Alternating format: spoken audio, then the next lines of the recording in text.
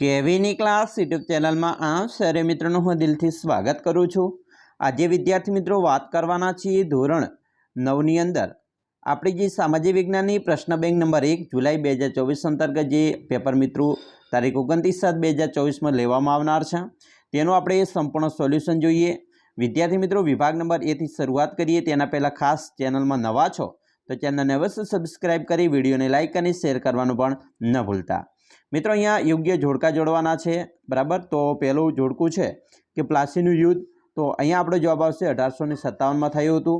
બક્સરનું યુદ્ધ તો વિદ્યાર્થી મિત્રો તે 1764માં થયું। વાસ્કો દ ગામા ભારતમાં ક્યારે આવ્યો તો 1498માં આવ્યો।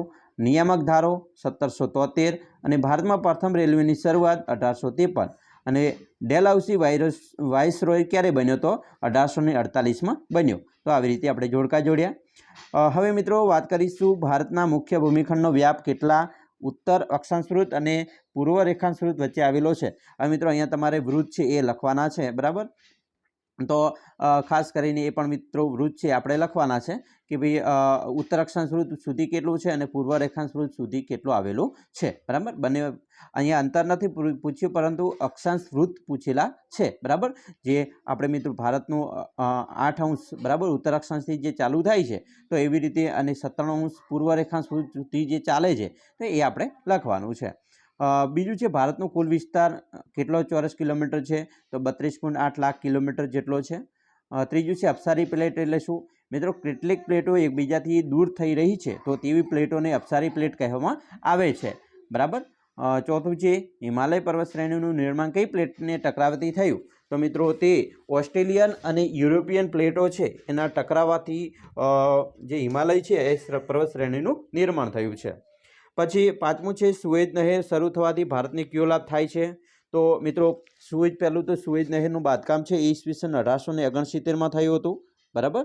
અને મિત્રો ભારત અને જે ઇંગ્લેન્ડ યુરોપના દેશો છે એની વચ્ચેનું જે અંતર છે તે 7000 કિલોમીટર અંતર જેટલું ઘટી ગયું અને જેના લીધે ભારત અને ઇંગ્લેન્ડ વચ્ચે યુરોપના દેશો વચ્ચે વેપાર કરવાનું ખૂબ સરળ બન્યું અને ભારત નિકાસ અને આયાત કરતો ખૂબ જ દેશ બની ગયો અને એ એમને લાભ થયો। છઠ્ઠું છે ભારતની મધ્યમાંથી કયું વૃત્ત પસાર થાય છે તો વિદ્યાર્થી મિત્રો કર્કવૃત્ત પસાર થાય છે। પછી ખાલિકા પૂર્ણ કરવાની છે। પહેલું છે અફીણના વ્યાપારના કારણે ખાલગા અને ખાલગા દેશ વચ્ચે યુદ્ધ થયા હતા તો ઇંગ્લેન્ડ અને ચીન વચ્ચે યુદ્ધો થયા હતા મિત્રો। બીજું છે પ્રથમ વિશ્વયુદ્ધનું મુખ્ય કારણ ખાલગા સંધિ હતી તો તે વર્સેલની સંધિ હતી। ત્રીજું બોલ્શેવિક ક્રાંતિની ખાલગા તો મિત્રો રશિયન ક્રાંતિ છે રશિયન થયું હતું બરાબર। ચોથું છે રાષ્ટ્રસંઘની રચના ઈસવીસન ખાલગામાં કરવામાં આવી તો રાષ્ટ્રસંઘની રચના મિત્રો 10 જાન્યુઆરી 1920માં કરવામાં આવી હતી। એના પછી વિકલ્પ સ્વરૂપે પ્રશ્નો છે। પહેલું છે ભારતીય બંધારણની મુસદ્દા સમિતિના અધ્યક્ષનું નામ તો મિત્રો ડૉક્ટર ભીમરાવ આંબેડકર હતા। બીજું છે ભારતના રાષ્ટ્રપતિ રાજ્યસભાના વિવિધ ક્ષેત્રના નિષ્ણાત અનુભવી એવા કેટલા વ્યક્તિઓનો સભ્ય તરીકે પસંદ કરી શકે છે તો મિત્રો રાષ્ટ્રપતિ રાજ્યસભામાં 12 સભ્યોને પસંદ કરી શકે છે। ત્રીજું છે કેન્દ્ર યાદીમાં કેટલા વિષયોનો સમાવેશ થાય છે તો કેન્દ્ર યાદીમાં મિત્રો 97 વિષયોનો સમાવેશ કરવામાં આવે છે। ચોથું છે ભારતનું બંધારણ ક્યારે અમલમાં આવ્યું તો મિત્રો ભારતનું બંધારણની વાત કરી છે તો 26 જાન્યુઆરી 1950ના રોજ અમલમાં આવ્યું। એના પછી વિભાગ બીની વાત કરીએ તો અહીંયા મિત્રો વિભાગ બીના પ્રશ્નો આપણે જોઈએ તો પહેલું છે ડેલહાઉસીએ ખાલસા નીતિ અંતર્ગત રાજા પુત્ર અવસાન પામતા કયા રાજ્ય ખાલસા કર્યા હતા તો મિત્રો ઝાંસી છે અવધ છે બરાબર। તો આ રાજ્યો છે એ ખાલસા કરેલા હતા। બીજું છે વેલેસ્લીએ સહાયકારી સૈન્ય યોજના શા માટે મીઠા ઝેર સમાન હતી તો મિત્રો વેલેસ્લીની સહાયકારી યોજના જે સ્વીકારે બરાબર તો એ રાજ્યની અંદર અંગ્રેજો ઇંગ્લેન્ડનું મિત્રો જે લશ્કર છે એ ત્યાં મોકલવામાં આવતું અને જે રાજાનું જે રાજ્ય હતું તેમાં પણ એક પ્રતિનિધિ તરીકે ઇંગ્લેન્ડનો મૂકવામાં આવતો અને કોઈ પણ વ્યક્તિ જ્યારે બીજા રાજ્ય ઉપર ચડાઈ કરે ત્યારે ઇંગ્લેન્ડની મિત્રો પરવાનગી વગર એમના લશ્કરને પણ ત્યાં મોકલવામાં આવતું નહીં લડાઈ માટે। તો આ એક મીઠા ઝેર સમાન હતી અને બરાબર એવું કહી શકાય। ત્રીજું ડેલહાઉસીએ કયા સુધારાવાદી કાર્યો કર્યા હતા તો મિત્રો ડેલહાઉસીએ રેલવે તાર બરાબર પછી યુનિવર્સિટીની સ્થાપના કરી હતી તો ટપાલ સેવાની શરૂઆત કરી હતી તો આ સુધારાવાદી કાર્યો કર્યા હતા એવું કહી શકાય।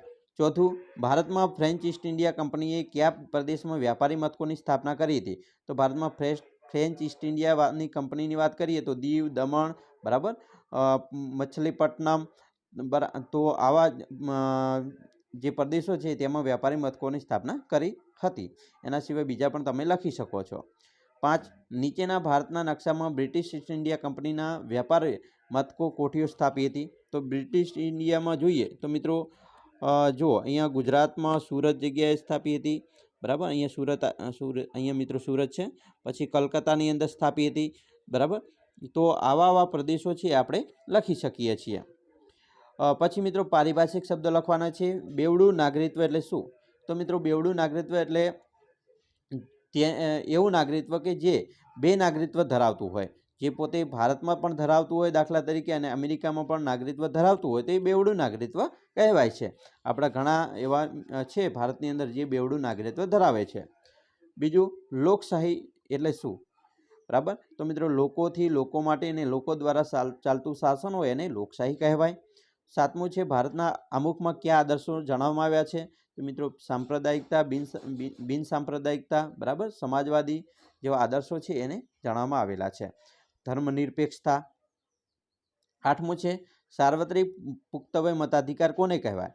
તો કીધું મિત્રો જે વ્યક્તિની ઉંમર 18 વર્ષ કે તેથી ઉપર હોય અને તે મતદાર માટે મિત્રો થયો હોય, બરાબર, જે મતદાન આપી શકતો હોય, તો એ સાર્વત્રિક પુખ્તવય મતાધિકાર કહેવાય, એટલે કે 18 વર્ષની ઉંમર હોય તેને કહેવાય.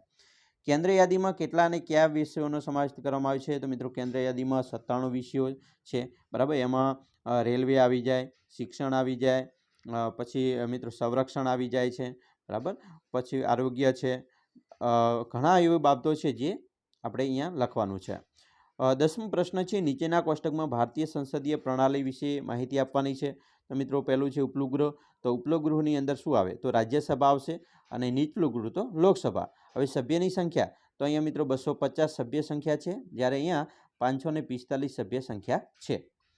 હવે વિભાગ સીની વાત કરીએ તો અહીંયા વિભાગ સીની અંદર તમને જે પ્રશ્ન પૂછેલા છે એ પણ મિત્રો ખાસ મોસ્ટ આઈએમપી છે, તમારે જોઈ લેવાના છે, ખાસ તૈયાર કરી લેજો. પશ્ચિમ યુરોપના દેશોએ આફ્રિકામાં સંસ્થાનો સ્થાપનની પ્રક્રિયા વર્ણવો. રાષ્ટ્રસંઘના ઉદ્દેશો જણાવો.